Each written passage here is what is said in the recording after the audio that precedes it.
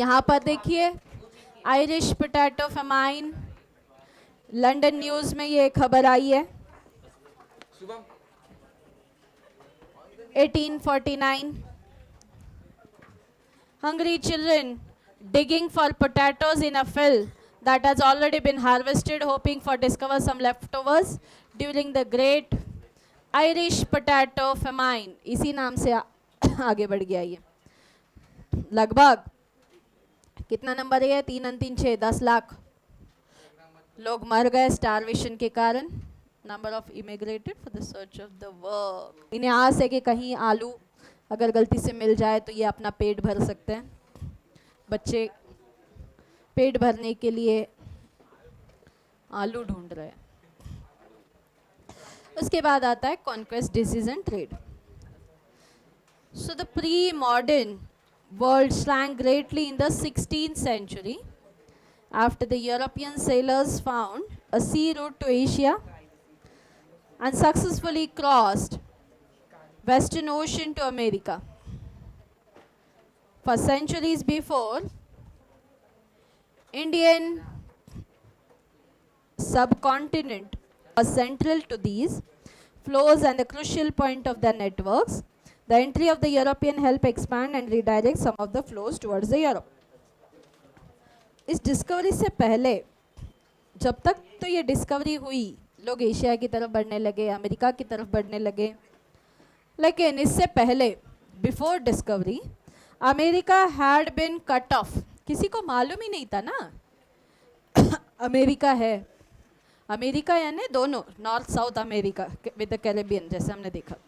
पूरे वर्ल्ड से कोई कांटेक्ट नहीं था इनका, दुनिया से कोई कांटेक्ट ही नहीं था अमेरिका का. जो चीज़ है लेकिन हमने उसको डिस्कवर ही नहीं किया, तो हमारे लिए तो नहीं है, क्योंकि हमें उसके बारे में कोई आइडिया नहीं, कोई इन्फॉर्मेशन नहीं. सो वर्ल्ड से इनका कोई कांटेक्ट नहीं था. डिस्कवरी से पहले की बात कह रहे हैं. ओके. और ये चलते चलते लगभग मिलियन ऑफ इयर्स ऐसा ही रहा कि लोगों को इसके बारे में कोई खबर नहीं थी. But from the 16th century its vast lands, abundant crops, minerals, discovery हो गई ना, लोगों को अमेरिकन कॉन्टिनेंट के बारे में पता चलने लगा.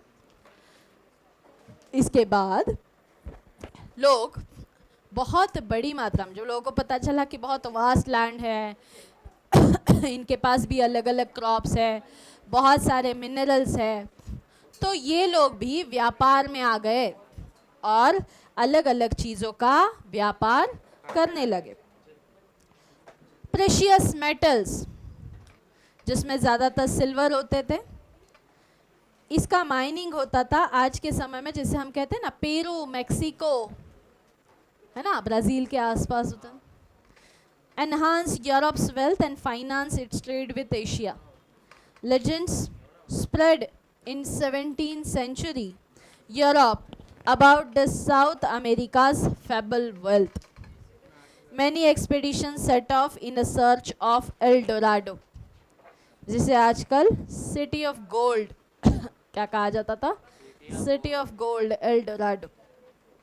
So Portuguese and Spanish conquest and colonization of America was decisively under the way of mid-16th century. European conquest was not just a result of superior firepower. In fact, most powerful weapon of the Spanish conquerors was not a conventional military weapon at all. होता क्या था इसमें देखिए, जब इनके Wars होते थे ना, तो ये वेपन की तरह क्या यूज करते थे मालूम? Germs, small pox. आई बात समझ, है ना, बायोलॉजिकल वेपन जैसे हम कहते हैं. So it was the germs such as those of the smallpox they were carried on their person. ढाल तलवार से नहीं, जिसको इस तरह की बीमारी है उसको आज़ाद कर दो, उसको वहाँ छोड़ दो ताकि ये वहाँ बीमारियाँ फैलाए. ऐसे वॉर होते थे. So because of their long isolation America's original inhabitants had no immunity against their disease. अब आप सोचो कि जो कॉन्टिनेंट, जो रीजन हमसे मिलियन ऑफ ईयर्स तक अलग ही रहा है, उनसे और हमारा कोई रिलेशन नहीं, we are not aware about that reason, उन इलाकों में अगर आप इस तरह के डिसीज स्प्रेड कर दोगे तो वो वहाँ के लोगों को जिनको ये डिसीज पता ही नहीं, क्या उनकी इम्यूनिटी डेवलप हो सकती है? नहीं हो सकती। आई बात समझ में? जब भी कोई नया डिसीज होता है हमारे बॉडी सेल्स उसके लिए फाइट करने के लिए तैयार नहीं होते। हाँ, जो कोई पहले एक बार कोई जर्म अटैक कर गया ना, तो हमारी बॉडी रिएक्ट करने लगती है उसके लिए, क्योंकि उसको आइडेंटिफाई कर लेती है और उसके लिए वो तैयार रहती है लड़ने के लिए, और इम्यूनिटी बूस्ट हो जाती है, यानी इम्यूनिटी एक तरीके से तैयार हो जाती है उसके हम कह सकते हैं कि उसको लड़ने के लिए बॉडी तैयार हो जाती है। लेकिन जो बिल्कुल नया है, नया यानी कि वो एक ऐसा डिसीज़ है जिसने जो कभी अटैक ही नहीं किया है बॉडी पर, उस रीजन में किसी को भी नहीं हुआ, ऐसे डिसीज से लड़ना बॉडी के लिए बहुत मुश्किल हो जाता है, बिल्कुल भी इम्यूनिटी नहीं होती उसमें। और ऐसे समय में ऐसे सारे डिसीजेस यूरोप से आगे बढ़े। कहाँ से आए? यूरोप से आए। Small pox in particular proved a deadly killer. जैसे मैंने मिसल्स बताया था ना, याद है? वही स्मॉल पॉक्स की तरह होते थे ये, जिसे डेडली किलर बताया है। मैंने आपको इसका रेशियो भी बताया था कि बच्चों 10 लोगों को होता था तो 7 लोग मरते थे इसमें से, 10 लोगों में से 7 लोग मरते थे, इतना बड़ा रेशो था इसका, इसीलिए इसे डेडली किलर बताया गया है।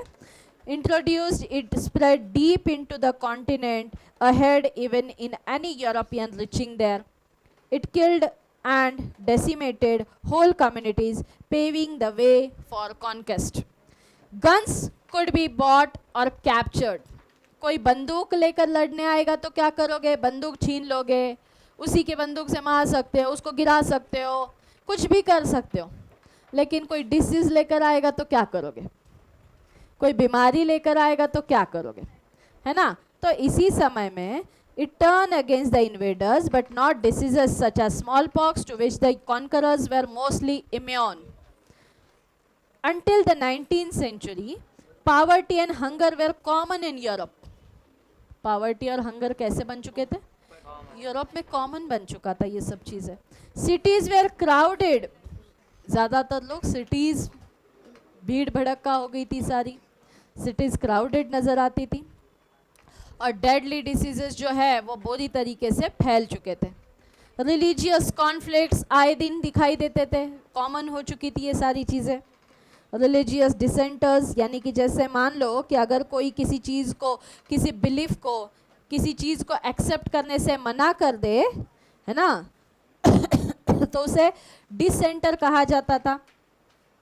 ऐसे लोगों को परसिक्यूटेड कर देते थे, यानी कि जैसे हम कहे, या फिर जैसे आप कह सकते हो कि आपको उनके जैसा ही करना होगा, आपको वो कहे तो वैसा मानना होगा, नहीं तो कई तरह का, जैसे वो ट्रस्टवर्दी नहीं माना जाएगा, वो उसे अलग कर दिया जाएगा कम्युनिटी से।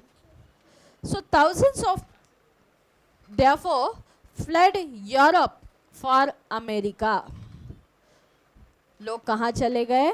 अमेरिका चले गए। हजारों लोग यूरोप छोड़कर अमेरिका चले गए। इस समय तक 18th century plantations worked by slaves captured in Africa were growing cotton and sugar for European markets. क्या किया जाता था यहाँ पर? अफ्रीका में इस तरह के स्लेव्स रखे थे, अफ्रीकन लोग आते थे ना, उन्हें स्लेव्स बनाया जाता था, और ज़्यादातर उन्हें काम पर लगाया जाता था कि वो कॉटन के क्रॉप्स के लिए काम करे, शुगर कल्टीवेशन के लिए काम करे, और ये किसके लिए? सब यूरोपियन मार्केट्स के लिए। Until well into the 18th century, China and India were among the world's richest countries. इस समय तक तो चाइना और इंडिया, ये दोनों एशिया के कंट्रीज सबसे रिचेस्ट कंट्री माने जाते थे।